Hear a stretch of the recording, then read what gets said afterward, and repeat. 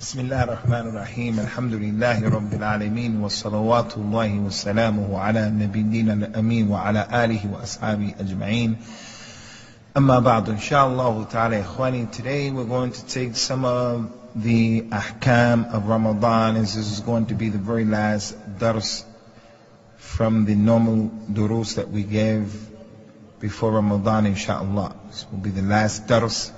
The Sunday dars as well as the Tuesday dars will be suspended, and then there will be the durus for the Ramadan season. The month of Ramadan is a new program, so it's only befitting that we deal with making the dhikr and the tadhkir and the mudarisa of some of the ahkam and some of the questions that you may have about Ramadan.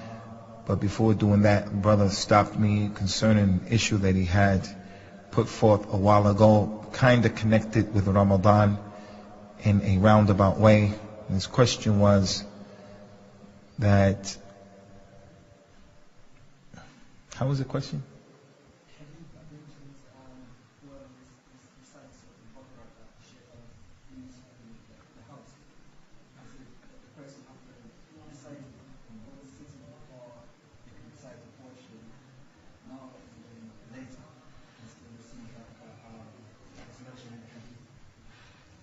The hadith of the Prophet sallallahu alayhi wa ala alihi wa sallam,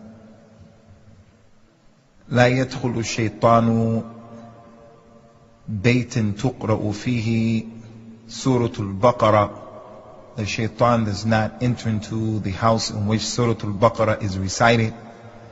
The understanding of that hadith is that if Surah Al-Baqarah is recited, it doesn't necessarily have to be all of the surah, but if aspects of the surah were recited, then the shaitan will not have the ability to enter into that home. And what strengthens that point of view, that you don't have to necessarily recite all of the surah in order to get the fada'il of this particular hadith, is the fact the Prophet sallallahu alayhi wa ala alihi wa sallam, in the famous hadith in Sahih Bukhari Muslim on the authority of Abu Hurairah radiyallahu anhu, when the shaitan came to him and he was trying to steal from the Baytul Mal, and he taught Abu Hurairah the greatest ayat of the Quran, which was Ayatul Kursi, which is in Surah Al-Baqarah. The Prophet ﷺ used to read Surah Al-Baqarah, and he used to say, "Man qara'aha kafathu laylatuhu wa yawmuhu." Anyone who reads this particular ayat by itself, it will be enough for him. He also told us sallallahu alayhi wa ala alihi wa sallam about the last two ayats of Surah Al-Baqarah, Amana ar-Rasulu bima unzila ilayhi min rabbihi, to the end of the surah, Man qara'ahuma kafatahu. Anyone who reads these two last ayat, they will be enough for him. So if any aspects of Surah Al-Baqarah were recited in a person's home, it is enough to prevent the shaitan from coming into the home. But obviously, the more that's recited, the better. The more that's recited, the better.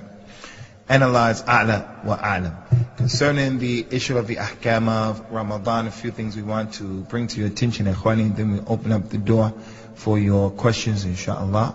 If there are any questions in the way of making preparations for Ramadan, so we want to remind you first of all of this golden opportunity of the blessed month of Ramadan that has a number of virtues, so many of them, as the Prophet told us sallallahu alayhi wa ala alihi wa sallam, as-salawatu khams wal jum'atu ila al-jum'a wa Ramadan ila Ramadan mukaffiratun lima baynahunna idha ijtunibat al-kaba'ir. When a person prays the 5 prayers every day, and when a person performs Salatul Jummah to the next Jummah, Ramadan to the next Ramadan, these are expiations of the sins of the person if he avoids the major sins. So the month of Ramadan is an opportunity for a person to wipe away the sagha'ir al-dhanub that he performed since the last Ramadan, and that shows the virtues, no doubt about it. In addition to that, the hadith of the Prophet sallallahu alaihi wasallam, kullu amr ibn Adam lahu al-hasanatu bi ashri amthaliha. إلى 700 ضعفا إلا الصوم. يقول الله تعالى إن الصوم لي وأنا أجزي به ترك شهوته وطعامه وشرابه لأجلي. You said that all of the deeds that Bani Adam does, those deeds are for him. Other people will look at him doing them. Other people knows that he's doing them. And the good deeds will be rewarded in accordance to what the person does from 10 to 700. Everything will be rewarded like that except the Sawm. And Allah Azza wa Jalla said that the fasting is for me and I will reward the fasting. The person, he abandons his desires, he abandons his food and his drink for me. So I will take care of it. So this is the one ibadah from the ibadat of al-Islam that Allah Azza wa Jalla takaffala bihi aw biha.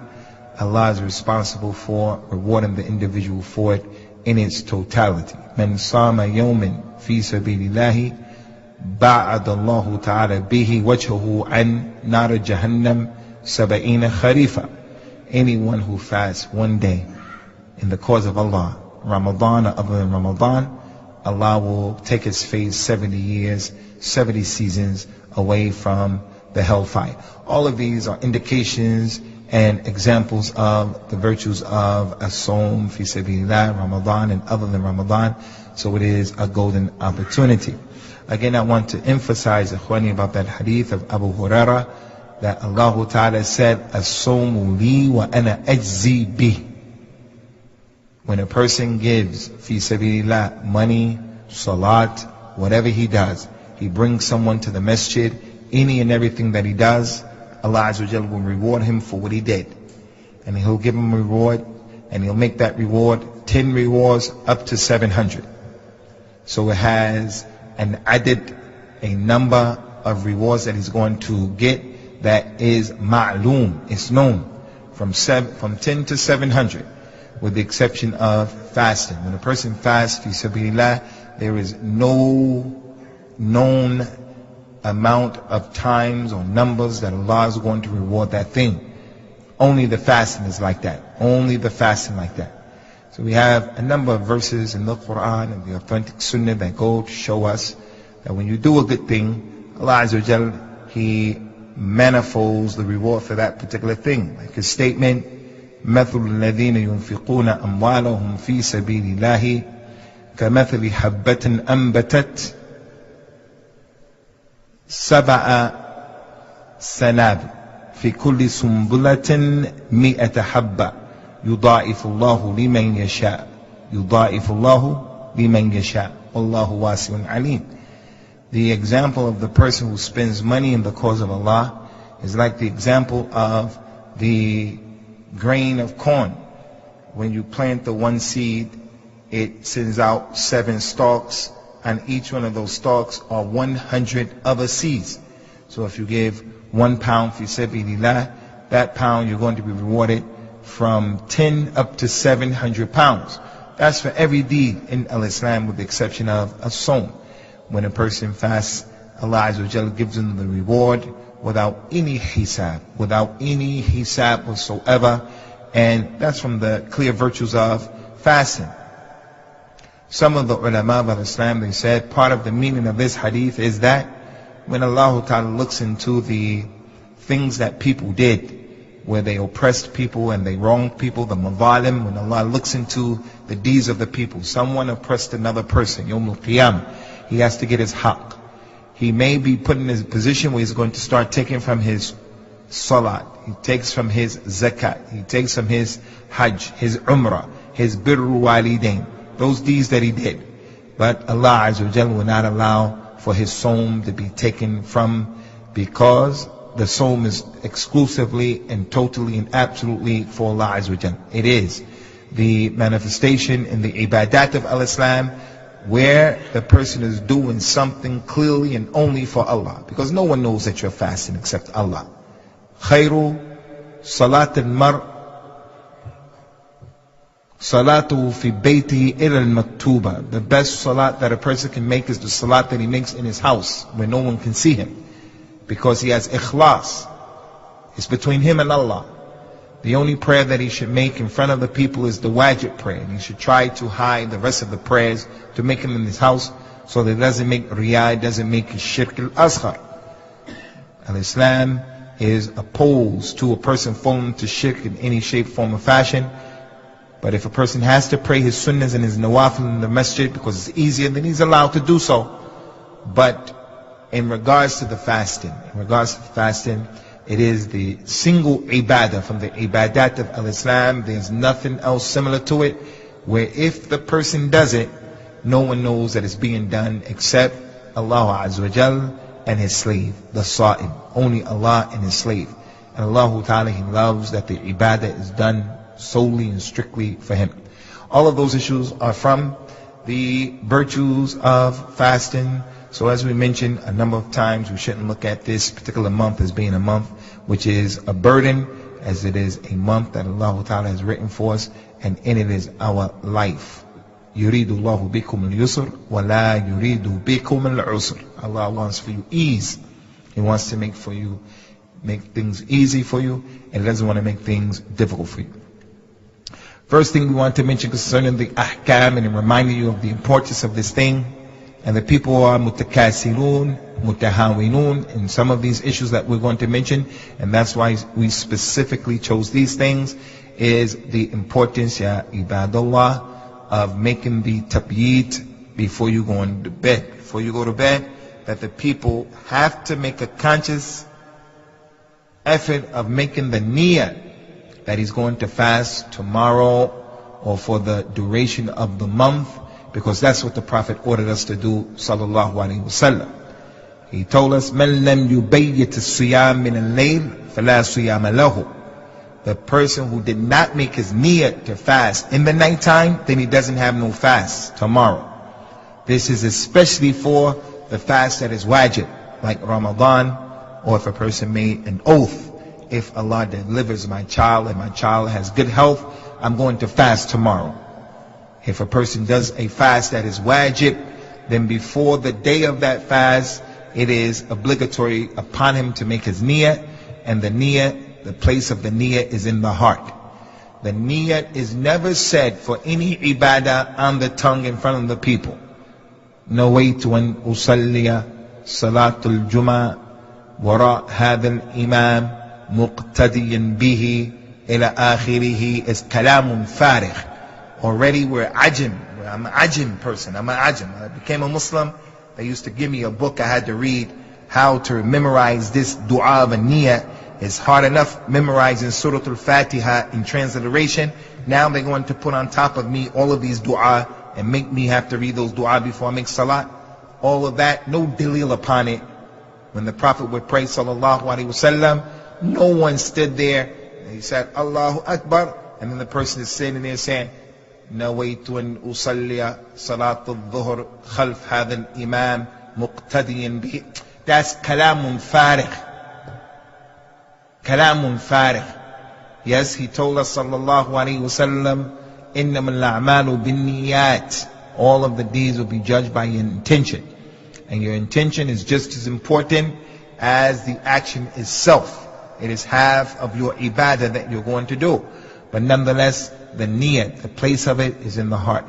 Even if a person is going to perform umrah or al-hajj, from the ahkam of performing an umrah and hajj is the person makes the talbiyah, labbaik lahumma al-hajj or labbaik lahumma umrah. That's not your niyyah, it's the talbiyah, and there's a difference between the two. So the important thing is that we understand that you have to make your niyyah the night before fasting. And the niyyah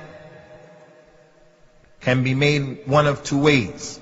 The person can do it every single day, every single night, or he can do it at the beginning of the month. This is the month of Ramadan, and he has in his mind the niyyah that he's going to make, and so forth and so on. The reason why this is important is because he used to wake up sometimes, sallallahu alaihi wasallam, and it would be after Fajr time. He would go to one of the homes of his wives, and he would ask them, do you have any food? They would say, we don't have any food. He would say, then I'm fasting today. Then I'm fasting today. But that's the fast of the nawafil. So if a person in these days of Sha'ban, he realized he didn't eat all day since Fajr time, and it's almost Maghrib, 15 minutes before Maghrib, 30 minutes before Maghrib. He didn't eat. He says, I didn't even eat today. Okay, my niyat, I'm fasting today.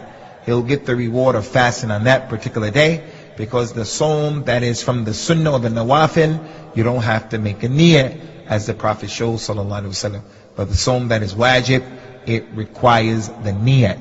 And that also goes for the days that you're making up. So if you're making up the fast from last Ramadan, the person traveled, he was sick, you didn't fast, you have to make the tabyid of the niyat before the day, either every day or the beginning of the month. Both of those ways, inshallah, is permissible, and know for surety. And then come to the second point, from what establishes a person niyat is the fact that he's going to take the suhoor. He's going to take the suhoor. The fact that he gets up early in the morning is a proof and an indication that his niyyah is that he's going to fast. Similar to the wudu. Why does the man not have to stand behind the imam and say, I intend to pray salat al-dhuhr behind this imam as a follower? Why is that kalam farigh? It's kalam farigh because when he was in his house and he made wudu, that was part of his niyyah right there. He's not making wudu to cool himself down from the heat and the weather.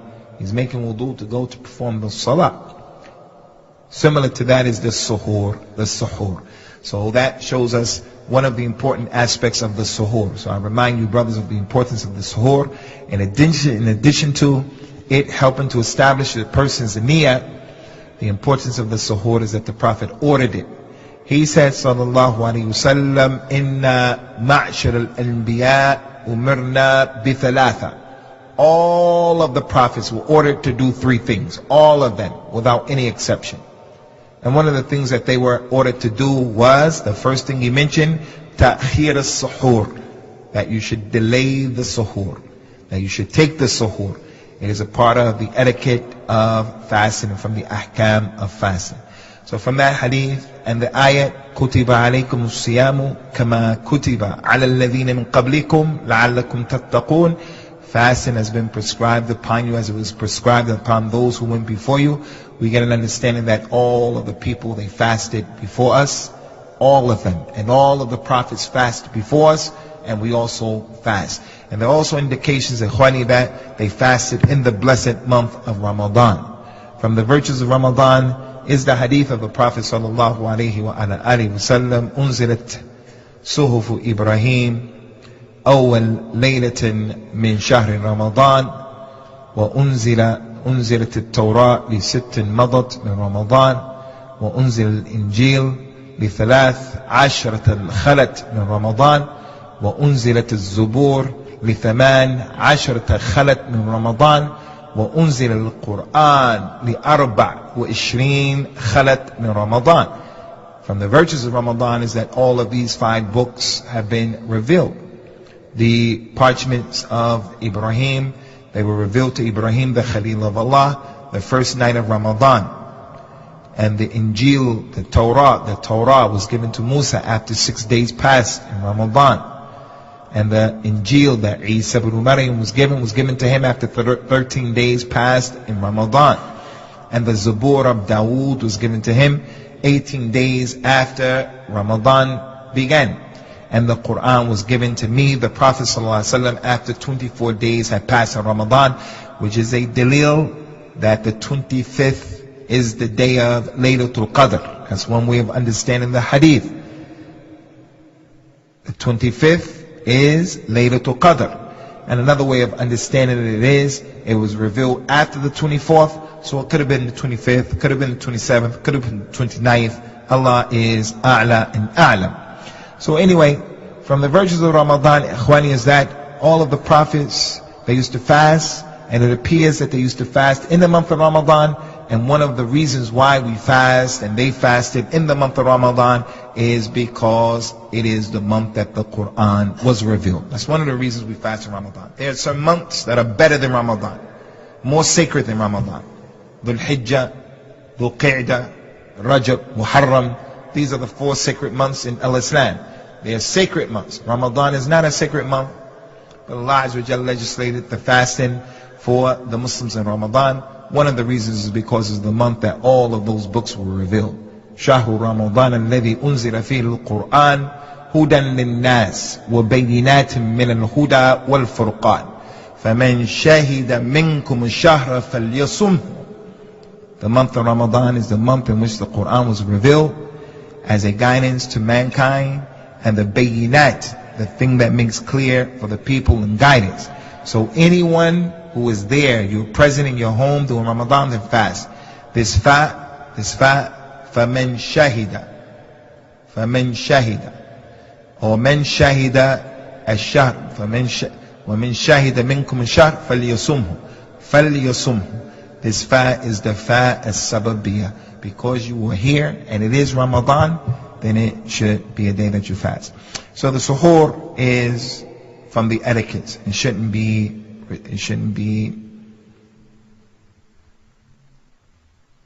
abandoned. He used to take and he used to command the people to eat dates for the suhoor.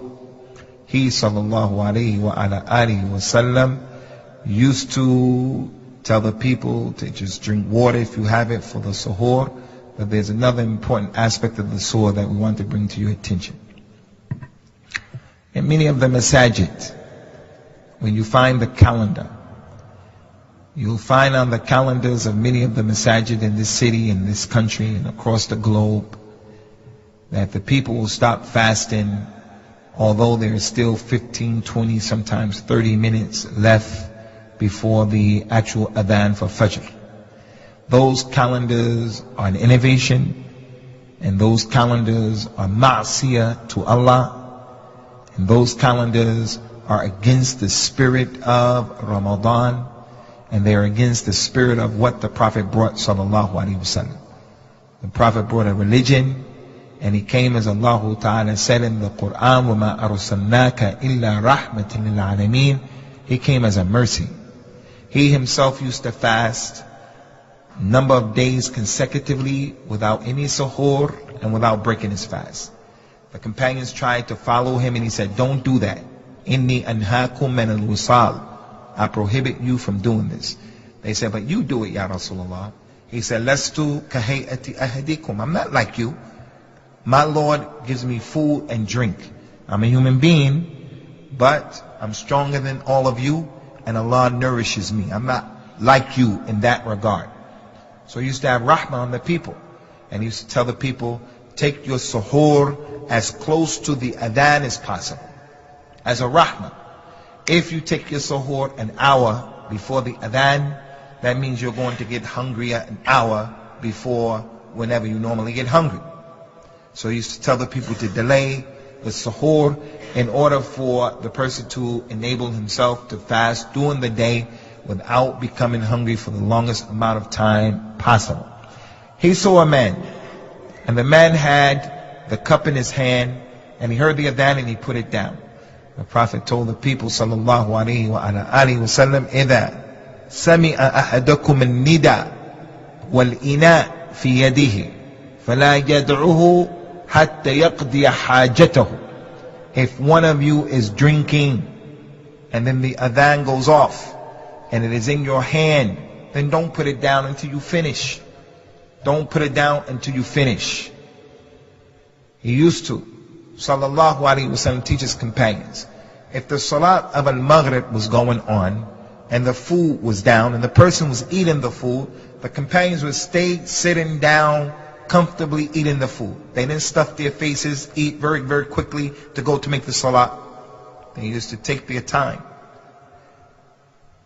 So this goes to show from the ahkam of Ramadan that calendar that says you should stop and make the insak from the sihri, as they call it, you should stop 15 minutes, 30 minutes, ihtiyatan, as a precautionary measure. This is an innovation in al-Islam. Don't do it at all. But that's not to say that the person should put their food down 2-3 minutes before the adhan. What happens in the month of Ramadan, his wife is tired, he himself is tired, his condition, his dhuruf, at some point he wakes up kind of late. He didn't wake up 30 minutes before the adhan. He woke up 10 minutes before the adhan. She woke up 7 minutes before the adhan. So she starts cooking the egg very quickly, or the dates or whatever, and as a result of that, one off it happens. Sometimes they come and they go to sit down. Take your time and you can eat. Take your time. But don't prepare a big, massive meal and then eat the meal and say that the Prophet said, don't put the cup down. No, because now you'll be making a tahayul. A tahayul is what the Yahud did. The Yahud, they throw the nets out on Friday, and the nets catch the fish all day Saturday. The Yahud come, they reel in the nets with all the fish. They say, we weren't fishing. We weren't fishing. And they play games like that. So if the person every day he comes and he says, you remember the hadith of the Prophet ﷺ, if the adhan goes off and you hear it, don't stop eating. So you make the food 2-3 minutes before the adhan and you eat using that hadith. This is something where a person is playing around with his deen. The other thing that we want to mention to you, brothers, inshallah ta'ala, is some of the things that are not permissible from the mahdhurat that we have to be careful about concerning the Sawm of Ramadan. And there are a few things, not very many, but a few. One of them is that we should understand that the real fasting in Al-Islam is not the fasting where we just are not eating and we're not drinking. Those people who they don't eat and they don't drink that which is halal. They refrain from eating and drinking that which is halal. And then they partake in eating and drinking. Eating was haram, like the flesh of people, making ghiba, qila, waqal, al-laghu, al-rafth, and they doing all kinds of things with the lisan. Those people didn't understand the reality of the fast. The Nabi Abu Qasim and Mustafa al-Amin sallallahu alayhi wasallam, he told the people, laysa as-siyam an al-akli wa-shurb wa innama as-siyam an al-lagwi wa-rafth. Fasting is not for you to just abandon your food and the drink, but fasting is also for you to abandon vain speech and lewd speech and behavior. So if you want a successful Ramadan, then you have to make jihad in this month. If you want a successful Ramadan, you have to make jihad this month, and you have to kill. You have to literally kill the TV. You have to kill the internet. Unless you're going to use the internet to listen to the book of Allah, to listen to those places where you can hear the dua of the Prophet ﷺ. But the way people waste time with reading issues and communicating on social networks and wasting time and so forth and so on, this will kill your Ramadan. Your Ramadan will be a cultural Ramadan. The Sawm al-Taqlidi. The Prophet told the people sallallahu alayhi wa sallam, Rubba sa'im laysa lahu min aw hadduhu min sawmihi al-ju' wal-atash. It may be that a person fasts, and the only thing that he gets out of his Sawm is he made himself hungry and he made himself thirsty. But when it comes to the real reason why Sawm was legislated, he is ba'id jiddan from that reality. Like the statement of the Prophet sallallahu alayhi wa ala alihi wa sallam, man lam yada' qawla az-zur wal 'amala bihi falaysa lillahi hajjatun fi an yada'a at-ta'ama wa sharabahu. The person who does not abandon making false speech, false accusations, az-zur, qawl az-zur, lying and so forth and so on, Allah doesn't have any need for that individual to leave alone his food and his drink. So we have to get our heads around the spirit of Ramadan. The TV, mushkila. The internet, mushkila. Being around ashab, people who give you a lot of kalam farid, mushkila. Those people who give you qila wa qal, he said that, she said this, he did that, Wayne Rooney, he went over there, Manchester United, they did that and that. You have to avoid those people in the month of Ramadan. وَإِذَا خَاطَبَهُمُ الْجَاهِلُونَ قَالُوا سَلَامًا. You see those kind of people? Salaam alaikum. You have to cut those people off, because they will cut into your Ramadan if you're trying to make a good fast. If you're trying to make a good fast. He comes, he's your friend, but he's coming to you and he's really a shaitan, and he says to you, you know, I'm tired, Taraweeh, let's go home. We can make Qiyamul Layl. And Qiyamul Layl is more rewarding because it's between you and Allah. You know, praying by yourself is better. But the reality of it is, you're not going to make Qiyam al-Layl. The reality of it is, when you go home, you're going to watch TV, you're going to sit around, you're going to do this, you're going to do that.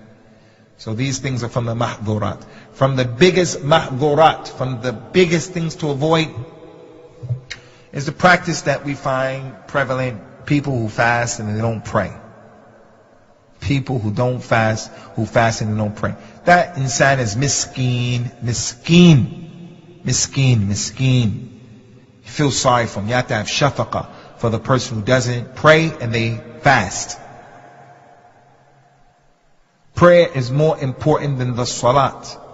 And just as a person will pray and he doesn't take care of the siyam, it's possible that he can also fast and doesn't take care of the siyam. قال صلى الله عليه وسلم إن الرجل لينصرف من صلاته وما كتب له منها إلا عشرها أو تسعها أو ثمنها أو سبعها أو سدسها أو خمسها أو ربعها أو ثلثها أو نصفها. A person may make the salat, and after he made salat al-maghrib, he gets up and he goes and he leaves. That maghrib, all he got from that maghrib was 10%, 20%, 30%, depending upon where his mind was. He came to the masjid, and before coming to the masjid, he had an argument with his missus, he had an argument with someone, his mother, his father, something happened, he gets in the line, and his mind is flying in the sky with the pigeons. His mind is back at home. His mind is somewhere. Did I turn the keys off? Did I bring the keys? Is the light off? After that salat, he finishes the prayer, and his reward of the salat is sifr, nothing. If that's the case with the salat, that same holds true with the sawm, So the person who does not pray, wallahi, tallahi, wa billahi, he doesn't have any sawm. The Prophet told us, sallallahu alaihi wasallam, man taraka salat al-asr, habita amaluhu. Anyone who leaves and abandons the asr prayer, he doesn't have any salat. He doesn't have any salat. What about the one who abandons asr prayer? It will render his deeds null and void. If he doesn't pray asr, his deeds will be made to be zero, nothing. What if the person abandoned dhuhr, and he abandoned fajr before that, he abandoned isha before that, al-maghrib before that, and that's just the way he is. He doesn't come to Jummah, he fasts the whole month of Ramadan, and the only prayer he makes in Ramadan is the salat of al-Eid, or the fajr, or the maghrib, or the maghrib prayer because there's food in the masjid, or the people are going to eat in his family. That's not the siyam of Ramadan. That's one of the things that should be avoided. If we have people who are around us, we have to advise them. From the mahdhurat, from what should be avoided, is forcing yourself to vomit. If you force yourself to vomit in the month of Ramadan while you're fasting, forced vomit breaks your fast. As for the vomit that comes involuntarily, then you vomit, continue to fast, no problem. And that's due to the authentic hadith, مَنْ ذَرَعَهُ الْقَيْء فَلَا قَضَاءَ عَلَيْهِ وَمَنْ اسْتَقَاءَ فَلْيَقْضِ. The person who is overcome with vomit and he vomits, then he doesn't have to make that day up. But the person who compels himself and he forces himself to vomit, then this individual, he has to make the day up. What is not from the things that are mahdhurat, but many people think that they are, but they're not, is that in the month of Ramadan, it is permissible for a person to brush his teeth. It is permissible for a person to swallow spit, even if it is that snots, the mucus spit. If he swallows it, it doesn't break his fast, although it's better for him to spit that out, but it doesn't break his fast. The Prophet told us, sallallahu alaihi wasallam, that if he wasn't afraid that it would be difficult upon us, he would have ordered the people to use the miswak for every prayer, and he didn't say every prayer except the prayers of Ramadan. That would have been every prayer including Ramadan. The only reason why he told us, or he didn't tell us to use the miswak for every prayer, is because it would have been difficult. Right now in this masjid, If I ask you people, how many of you people have a miswak? Who has a miswak here? Because it's hard to keep up with those miswaks, no matter how much you try. In the month of Ramadan, I challenge you, inshallah, do this sunnah of keeping up the miswak. After 2 days, you'll lose the miswak. After 3 days, you're going to lose the miswak. Even the person who's really trying to hold on to this. So he told the people, sallallahu alaihi wasallam, that he was afraid that we wouldn't be able to do it. If he told you to do it, it's wajib, you have to do it. Most people are not going to be able to do it because we can't keep up with that stick. We can't keep up with it, although it has a lot of benefits. So the shahid from that kalam is he commanded us, encouraged us to use the miswak for those who have the ability, and you can use the miswak in Ramadan and outside of Ramadan. So the miswak has a taste to it, it has residue to the wood, and it doesn't break your fast. And if it did happen when you use the miswak and it went down your throat, it doesn't break your fast. No one is using the miswak to eat wood. No one. It doesn't break your fast. Smelling bukhur, smoke, perfume, doesn't break your fast. Doesn't break your fast. It's permissible for the lady to taste the food. Anyone who's cooking, you can taste the food.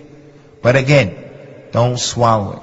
Taste it, spit it out, don't swallow it. This is all permissible in the deen. You can use toothpaste, but it's better not to use toothpaste because the smell of the fasting person's breath is more beloved to Allah Ta'ala than the misk. From what is not from the mahdhurat, and people think it is if a person wakes up and he has janaba.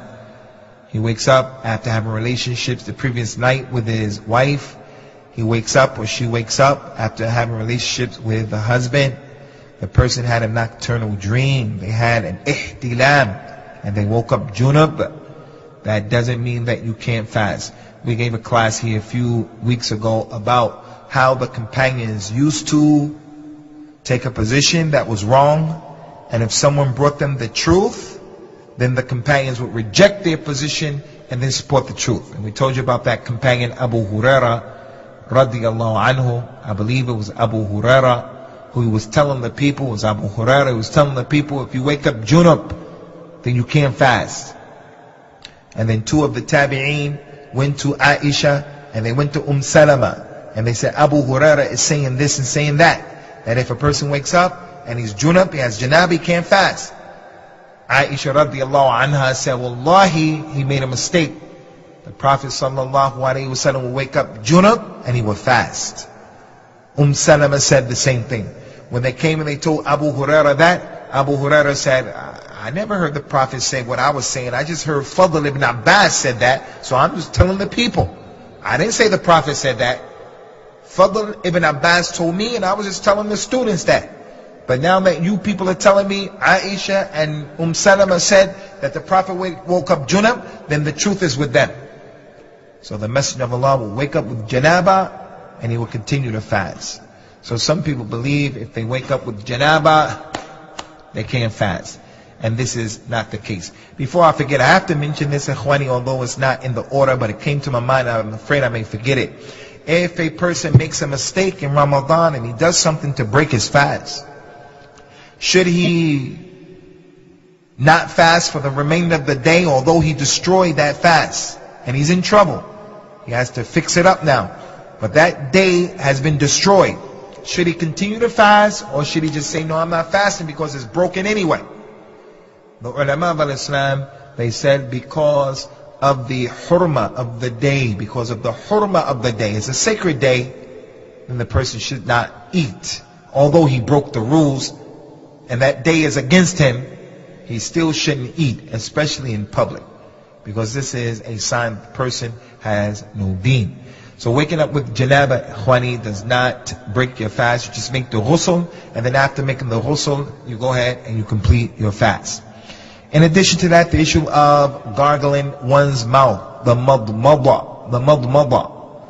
When the Prophet commanded people to make the correct dua, the correct wudu, part of what he said was sallallahu alayhi wa sallam wa baligh fil wudu aw wa baligh fi istinshaq illa an takun sa'ima.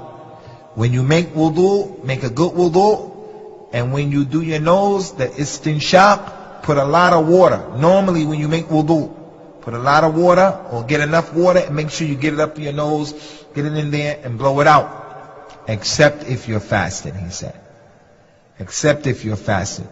So when you're fasting and you put the water in your nose, you shouldn't bring it up a lot like you normally do. Maybe just get it in the tip of the nose and blow it out. But if the water accidentally went down the khayshum of a person, it doesn't break his fast. Again, because no one in his right mind is going to try to get nourished by drinking water through his nose. No one's going to do that. Although the kuffar, who go to parties and hang out and they drink and they go to clubs, they drink vodka through their noses. That's what they do now. The princes of this country, that's what they do. They take shots of vodka, akramakumullah, and they drink it through their nose as a way of having mubalagha in just partying and being wild and wilding out. Nas'alullah al-afi was-salam. The issue of kissing a person's wife also has to be mentioned because it's from the ahkam of the Ramadan. Our Nabi and our Rasul sallallahu alaihi wasallam used to kiss his wife and show affection to his wife, Aisha, and then he would go out and make salat while he was fasting. But Aisha used to tell the young men, don't do it. They would say, but the Prophet did it, even you said he did it. And she would tell the people, "Innahu kana amlaku li irbihi minkum." He used to control his desires better than all of you. An older man came and said, "Ya Rasulullah, I kissed my wife. Is there any problem with that?" He said, "No, it's no problem. No problem. It doesn't break your fast." Then a young man came and said, "Ya Rasulullah, what about me? Can I kiss my wife?" He said, "You don't kiss your wife. You don't kiss your wife." And he said, "Why? You said that to the old man and you said that to this other man." He said, "Because the sheikh, he is amlak, he has more power over his desires than the young person." And for this reason, ikhwani, scholars of Islam used to dislike for people to get married in the month of Ramadan. Don't get married in the month of Ramadan. If you get married in the month of Ramadan, there can be problems. There can be problems. And the person who comes close to the hima, yushiku and yaqa'afi.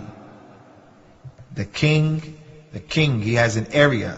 That's the grass of the king. Don't let your animals go close to the grass. You gotta hold your animals far, far back. The Prophet says, sallallahu alayhi wa alihi wa sallam, the one who allows his animal to graze close to the grass of the king, sooner or later the animal is going to walk in that area. So in the month of Ramadan, stay far, far away from this area altogether. Just don't get married in this month. Set the wedding for another month, because if the person were to get married in the month of Ramadan, there can be potential problems. In addition to what has proceeded from the ahkam of the Ramadan al-Mubarak is the issue of the iftar, the futur, and breaking the fast. We told you that he said all the prophets were commanded to do three things. One of them was to delay the suhoor in the morning. The second one was to be quick in breaking the fast, have the iftar quick. So once the adhan goes off, you start eating. Don't make dua, don't make salat, don't do anything. As soon as the adhan goes off, you eat, and that's it.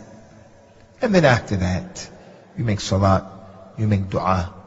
Some of the people, they know that the dua of the sa'im is accepted, so the mu'adhin is making the adhan and the individual is making dua. This is against the sunnah, and this is not what Allah wants from you at this particular time.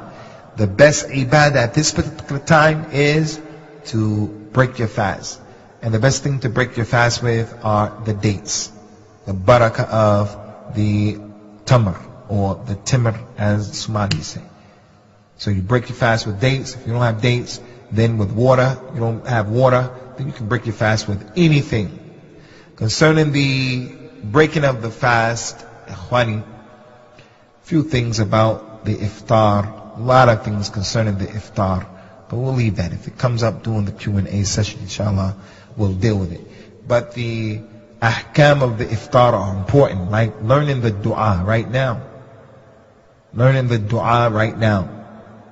He said specific things, so take the time out right now to say it. If you know it in Arabic, alhamdulillah, fabihi wa ni'mah.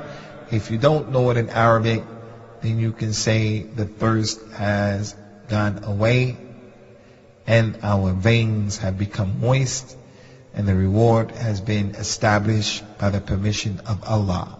ذهب الظمأ وابتلت الأروق وثبت الأجر إن شاء الله.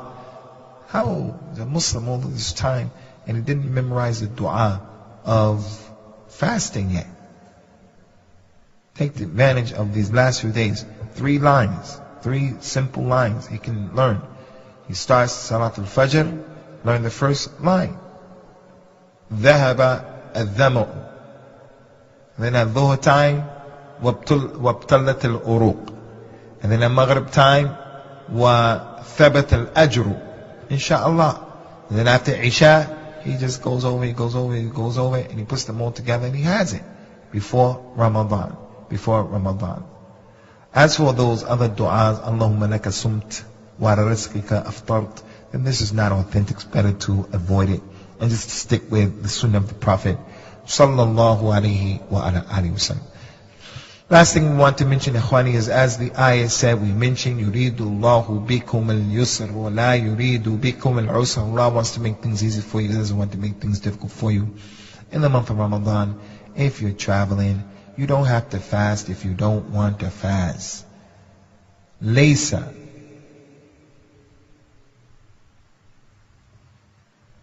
min al-bir as-siyamu fi as-safar. That's what he said. لَيْسَ مِنَ الْبِرِّ الصِّيَامُ فِي السَّفَرِ. It is not righteousness that you fast while you're traveling. He said, whoever wants to fast while they travel, let him fast. Whoever doesn't want to fast, let him break his fast. One day, as Imam al-Bukhari narrated, it was so hot, the companions had their hands on their heads. It was so hot, blocking the sun out and wiping the sweat off, all of them. They said, no one fasted in the month of Ramadan. No one, and we were fasting, except Rasulullah sallallahu alaihi wasallam and Abdullah ibn Rawaha. Abu Abdullah, you with us? No one fasted except Rasulullah sallallahu alaihi wasallam and Abdullah ibn Rawaha. Abu Bakr, no. Umar, no. Uthman, no. Ali, no. Ukasha, no. Just the Prophet and one other companion. And when others used to fast, the ones who were fasting didn't blame the ones who broke their fast, and the one who broke their fast didn't blame the ones who were fasting. It's upon the person. Better l'insanu ala nafsihi basir. You do it what you are easy and comfortable with when you're fasting. So they were traveling, it was very hot, and there were some people, they were fasting, they fell out, they lost consciousness. Not one of them, a number of them, they were tired. They couldn't move. So the people went, and the Prophet saw a crowd gathered around them. He said, what's the deal? What's up with those people? What's happening? They said, Ya Rasulullah, the people were fasting, they fell out. They need to get water, they need the people to fan them. He told the people, sallallahu alayhi wasallam, ذَهَبَ الْمُفْتِرُونَ بِالْأَجُورِ. Those people who broke their fast, those people who were not fasting, they took all of the reward today. The fasters, they didn't take the reward. Allah doesn't want you to fast and fall out. He doesn't want from my father-in-law, from your father-in-law. He doesn't want from my auntie and from your auntie. He doesn't want the person who has arthritis and all kind of other medical issues to fast and get sick. Allah doesn't want that. He wants you to take advantage of the rukhsa. Inna Allah yuhibbu an tu'ta rukhsuhu kama yakrahu an tu'ta ma'asiyatu. So He loves it when you take advantage of the rukhsa. So those are some of the ahkam that come to my mind, ikhwani, for the month of Ramadan that we want to remind you on of. Stay on top of the suhoor throughout the course of the month. Try not to eat so much. If you can delay eating after Salatul Taraweeh, you'll get through the Taraweeh throughout the month, inshallah. But if you eat after Maghrib, and you eat a lot after Maghrib, at-Taraweeh is going to become a trial for you. It's going to become a trial for you. So, if you brothers have any questions, inshallah, concerning Ramadan and the ahkam of Ramadan, you can put your questions forward now, inshallah. هل عندكم شيء؟ أخي عمر.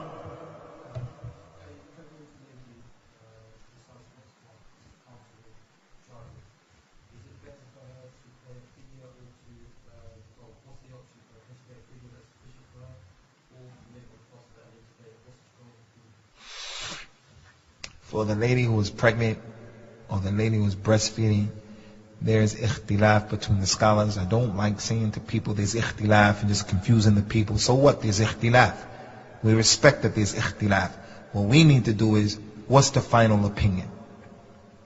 The best position, inshallah, is the position of the companions, Abdullah ibn Abbas, Abdullah ibn Umar, Anas ibn Malik. When their wives, when their slave girls became pregnant and Ramadan came, if they were breastfeeding or they became pregnant, they used to tell them, don't fast and feed a person for each day you missed. وَعَلَى الَّذِينَ يَتِيقُونَهُ فِدْيَةٌ طَعَامُ مِسْكِينٍ. Those people have the ability, when you don't fast for some reason, a legitimate reason, you're not fasting, those of you who have the ability, then you have to do a kafara, you have to do a fidya. And that fidya is to pay and feed one poor person for one day. That's what they commanded them to do. As for making it up, the dalil is not clearly showing that. The dalil is not clearly showing that. So it appears it's strongest and the safest position, the position that is in harmony with the ease of fasting and the rahmah of Allah and the maqasid of the religion, the goals and the objectives of the deen, is that she doesn't fast and all she does is pay. As for fasting, or as for paying and making up, there's no dalil for that. Fasting and paying, as if she's a mujrima, she's a criminal, she made a mistake.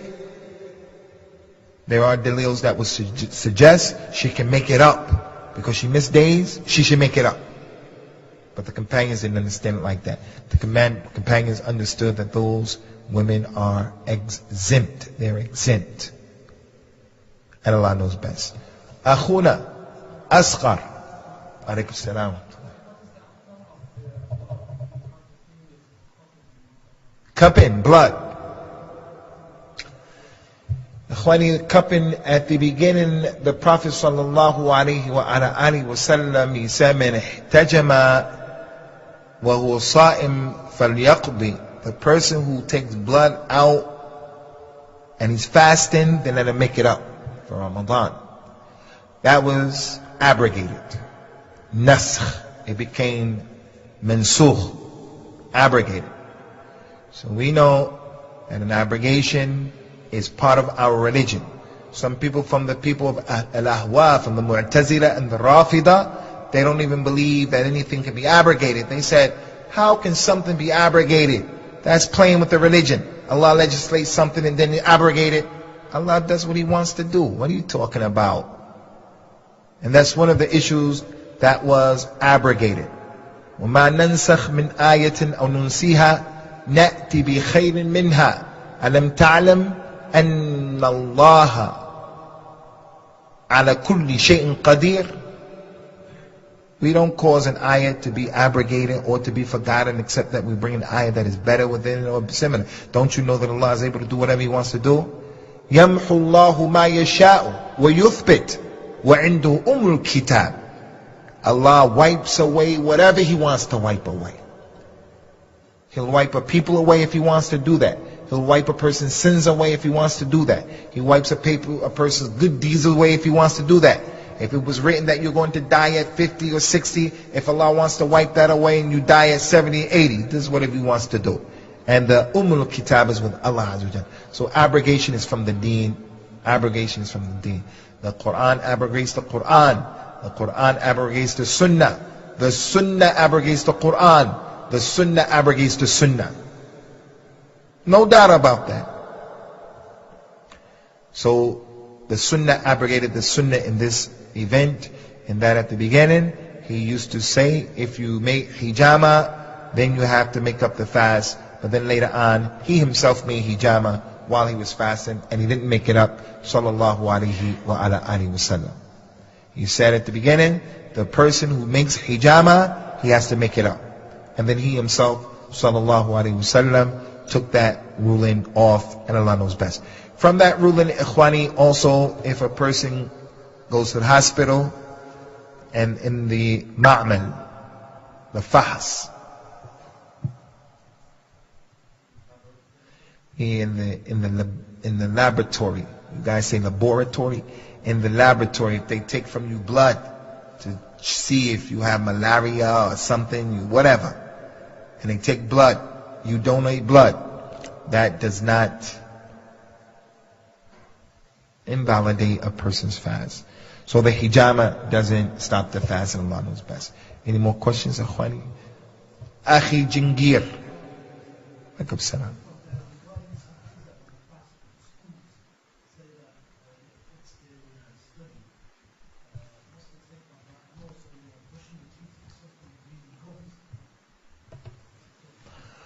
Concerning Akhi, the schools, after school, this is the holiday. Who's in school right now? What are you in summer school? Special ed people? I thought school was out right now.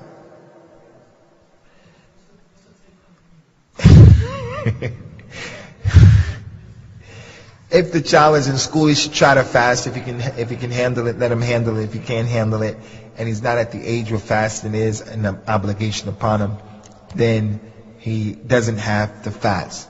But if he's a teenager, 18, 19, he's in university, whatever, he has to complete his fast. He's in summer school, he should complete his fast if the fasting is wajib upon him. As for a person who suffers from bleeding gums, then you should not agitate the problem and cause it to exasperate. You shouldn't do that. But if blood is in your mouth and you swallow it, it doesn't break your fast. Because the rule of fasting, ikhwani, when something goes in order for it to break your fast, is that it is something that nourishes you. It's something that you're taking for nourishment. Like the smoking patch. It doesn't break your fast. Although that thing, whatever it released, those chemicals that are released, they go inside your body. But you're not using that to get nourished. So it doesn't break your fast. But if you take some kind of needle injection in order to become nourished, to become hydrated, you take some insulin or something like that and it's going in and you get strength from it, then that makes your fast null and void, renders your fast null and void. Allahu A'lam. Any more questions, Akhwani? Fadl Samba. Samba from Gamba, Gambia.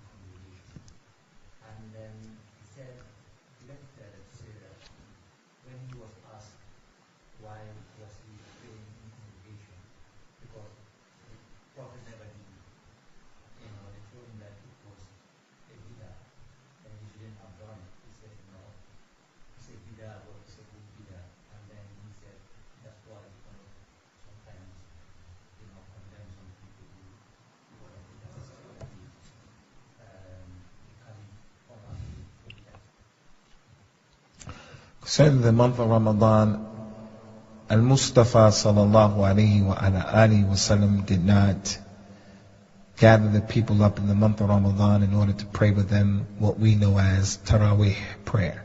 That didn't happen. But he did pray in the Jama'at with the people during the nighttime, which allows us to pray the Salat of the nighttime in congregation. And the general rule that we always tell people is whatever you do in the wajib prayer, is the same thing that you do in the sunnah prayer, unless a dalil comes to make a distinction. So in regards to this particular prayer, we pray the salat that's wajib in jama'at, and we can pray the salat that's the sunnah in jama'at, because we have dalil for that. We have dalil for that it can be done in certain ways. And one of those prayers of the nawafil that can be done is the tarawih prayer. In addition to that, the fact that Umar did it, radiyallahu anhu, he didn't do it because it was a new ruling altogether.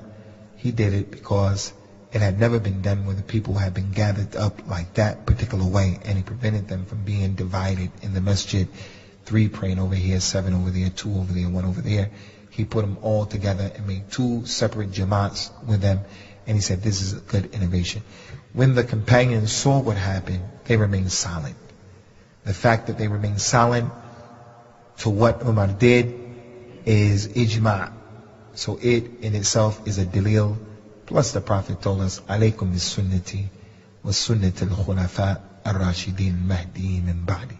Take my sunnah of the khulafa ar-rashidin after me.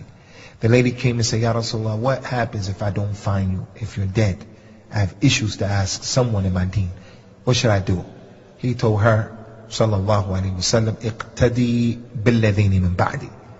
Then you should follow the 2 people who come after me, Abu Bakr and Umar. So the fact that the companions all agreed to it shows that it is a dalil in the deen. It is a dalil in the deen.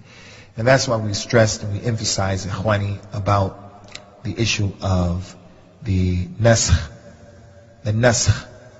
the abrogated issue. The Quran abrogates the Quran abrogates the Sunnah abrogates the Sunnah abrogates the Sunnah. But the ijma' of the companions or the ulama can't abrogate anything. Qiyas can't abrogate anything. Istihsan can't abrogate anything. These things can only be abrogated by the 2 sources that are divinely revealed by Allah subhanahu wa ta'ala. So innovations are innovations, and there are no good innovations in the deen. What Umar meant by good innovation is that the Prophet himself, sallallahu alaihi wasallam, did not do this particular thing this way.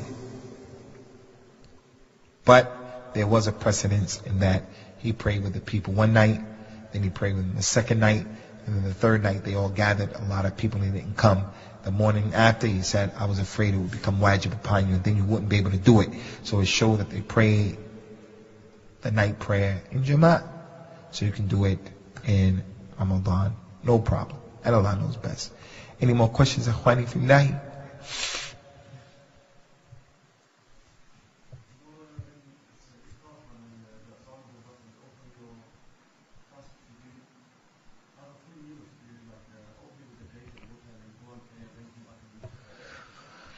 In the book by Imam Ibn Abdul Barr,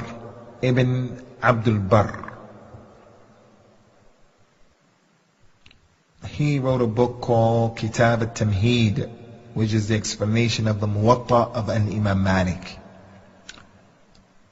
He brought some of the statements of the Tabi'een and the people of the past, who they would eat a full meal and then they would pray as long as the salat time was still in. But what is the general rule and practice of the Muslims across the globe is to break your fast with something khafif, light, and then eat the proper meal. But if a person wanted to eat the full meal, it's permissible. No one can say to him that it's haram. As Allah Ta'ala mentioned in the Quran, ثُمَّ أَتِمُّ الصِّيَامِ إِلَى اللَّيْلِ. Complete the fast until the nighttime comes. Once Maghrib comes, you're allowed to eat. You can eat a date and water, which is the sunnah to eat a date, or you can eat the full meal. And then after the full meal, as long as the salat time is in, you get up and you pray. Get up and you pray. No one can come and say that's haram. That's haram. And that happened to me one time with some people in America, that people used to eat the full meal. They were African Americans. They didn't have a lot of knowledge about the religion. They were new to Islam. They were just barely out of the nation of Islam. And they used to eat the full meal. And because one of our brothers didn't have any knowledge, he was telling them it's haram, you don't have any fast, you people are astray, and so forth and so on. No, you're going overboard. Some people used to do that. So it is permissible. Akhi Umar.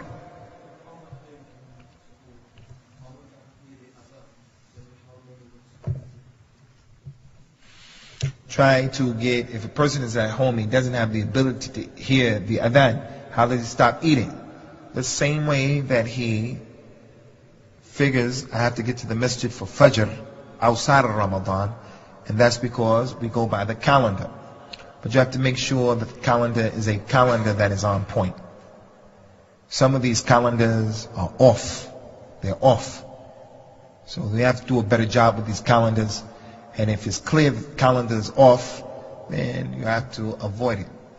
In my local masjid, the Jamaat Tabligh people pray, Bangladeshi people, in the masjid of Shah Jalal. Do you people know Shah Jalal? In their masjid, they pray doing the Ghilis, Salat al-Fajr. And this 5:25. And they say that the Fajr comes in at 5:45. No man, it's Fajr time at that time. It's clearly Fajr time at that time. And you don't have to go on top of a building to see that. It's Fajr time. So you wouldn't practice and you wouldn't follow their calendar for Maghrib or for Fajr if that sun is up or it has set already. You won't follow what they're doing. And Allah knows best. I think Green Lane's calendar is on point for the most part, but we shouldn't take it for granted. In the month of Ramadan, we should make sure we look at it, and if there is a problem, we should bring it to the attention of the people. Say, hey, we think that there's a problem here. Any more questions, Ikhwani Fillahi? Okay then. We hope to see you guys the first day of Ramadan. I think it's going to start Tuesday and Wednesday. Or is it Wednesday or Thursday?